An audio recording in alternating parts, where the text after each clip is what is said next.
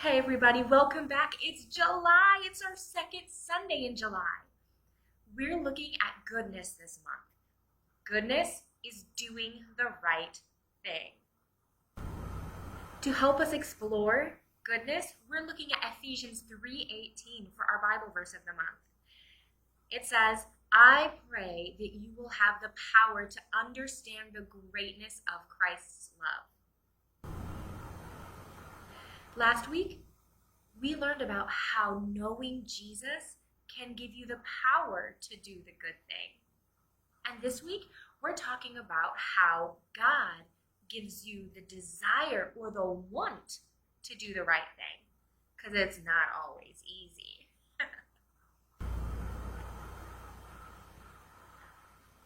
We're going to start with playing a super quick game called Never Have I Ever. Everyone, hold up 5 fingers. I'm going to say something, and if you've done it, you lose one of those fingers. But if you've never done the thing I say, you keep your fingers up. We'll see who runs out of fingers first. So, never have I ever been on a boat. Oh, if you've been on a boat like me, put a finger down. Never have I ever walked up a down escalator. I did it. All right. Never have I ever had an American Girl doll. Oh, I've never had an American Girl doll. But if you have, put a finger down. Never have I ever had a Transformer. If you've had a Transformer toy, put a finger down. I never had one. Can you believe that? All right. Never have I ever jumped off the high dive at a pool. I did. I love jumping off of high dives. I was very safe. I learned how to swim first, and there was always a lifeguard. What's another good one? Never have I ever been tubing in the snow. Oh, I love going tubing, so I lost a finger. All right.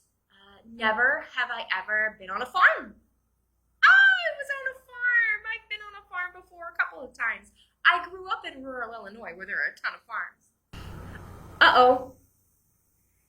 I guess I lose. If you still have any fingers left, you won. Hey, I just thought of another question. Never have I ever told my friends about Jesus. I've done that. You know, sometimes it can be hard knowing what to say about telling my friends about Jesus. You don't know where to start because there's so much. Do you start when he was born as a baby? Do you start when God made the world? Well, here's something that can be a little easier. There's a My Story God card like this. And I'm going to put it on Facebook, so if you want to, you can print it out. But I can tell you how to do this activity even without this card, if you just have a piece of paper and something to write with. You see, God can give you the want to do the right thing. And oftentimes, doing the right thing is sharing with people what God has done in your life. You don't have to start with creation, the beginning of the Bible, or when Jesus was a baby in the nativity scene.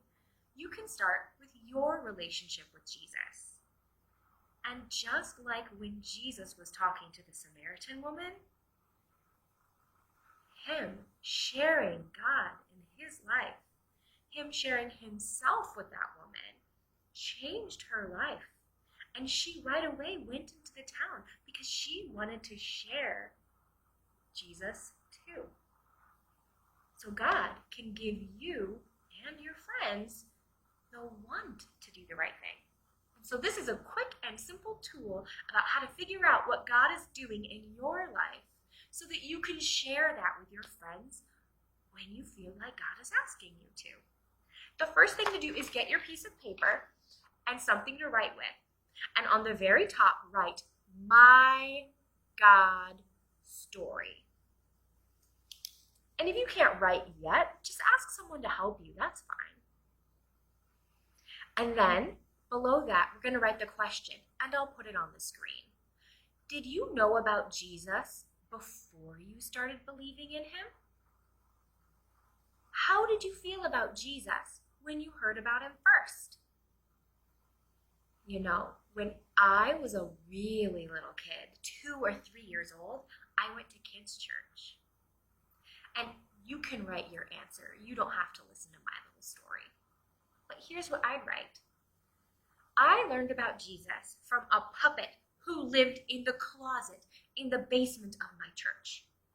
Every week, that puppet would come out of the closet and tell me how much Jesus loved me and how much God loved me, and then would tell me a Bible story. And it took me a long time to believe that puppet wasn't real, because I was super little.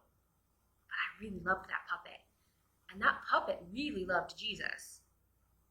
Well, kind of, it was a puppet. And that made me really love Jesus too, because someone shared with me. So after you're done writing down that question, in the middle of the page, so here's your first question. In the middle of the page, write down your second question. How did you begin your friendship with Jesus? What's one thing you know about him? I began my friendship with Jesus when I was 3 or 4. You see, my mom and dad believed in Jesus too. And they told me that Jesus loved me, and they prayed with me at bedtime and at dinner times. And so because people I cared about loved Jesus, I started to care a lot about Jesus. And then I felt in my heart that I believed that what Jesus said was real. So that I decided that I wanted to believe in Jesus. It can be a really easy story like that. Oh, I should also let you know that when I was in college, Jesus and I got in a big fight. But you know what? I remembered the answer to my first question, that no matter what, Jesus loved me. And when you love people, if they're a little mad at you, it's okay, because you love them and you're going to wait for them. So Jesus waited for me when I was mad at him, and it was okay. We made up later. It was my fault. So here's that third question. And you're going to want to put it at the bottom of the page here. What is good about knowing Jesus? How has knowing Jesus made you different? All right, now this one's fun. The good thing about knowing Jesus, for me, is that I know someone is always going to forgive me when I make mistakes. And that helps me forgive other people when they make mistakes. I know that Jesus has always forgiven me when I've been angry or upset or just steaming with the stuff coming out of my ears like in a cartoon. And since Jesus has always forgiven me and he has always shown me love, I know that in my life I need to forgive others who have made mistakes, who have been really angry, who have yelled at me, who called me names, who cheated at kickball. Crime of crimes. But because Jesus loves me unconditionally, it's helped me be really kind and do the good thing of forgiving others and welcoming their friendship back in my life. So, whatever it is you wrote down as answers to those 3 questions, here's the fun part.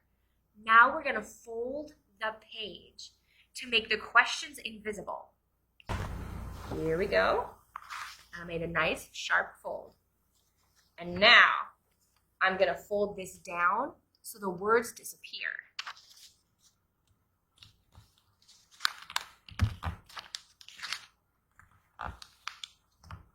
So I only see my God story and then the answer to the first question. And then I'm going to do that to make this question disappear and this question disappear. I'll show you what it looks like when we end. Goodbye, question. Hello, answer.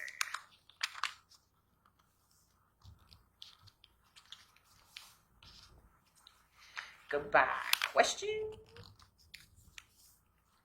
Hello, answer. Now look at this. You can tape this together with all the folds. And then you have a story of how God has been talking to you through your life, about how you have a relationship with Jesus, and about how that relationship with Jesus has made a difference in your life. Now, this is what you can share with people.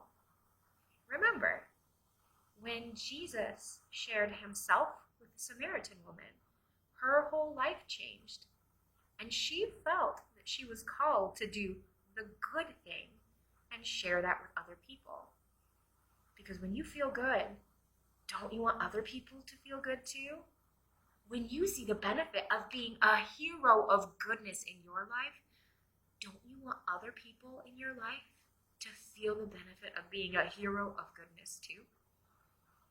Remember, Jesus gives you the power to do the good thing, and God gives you the want to do it. So now when you feel like you're supposed to talk to your friends, here's a quick, easy way to do that.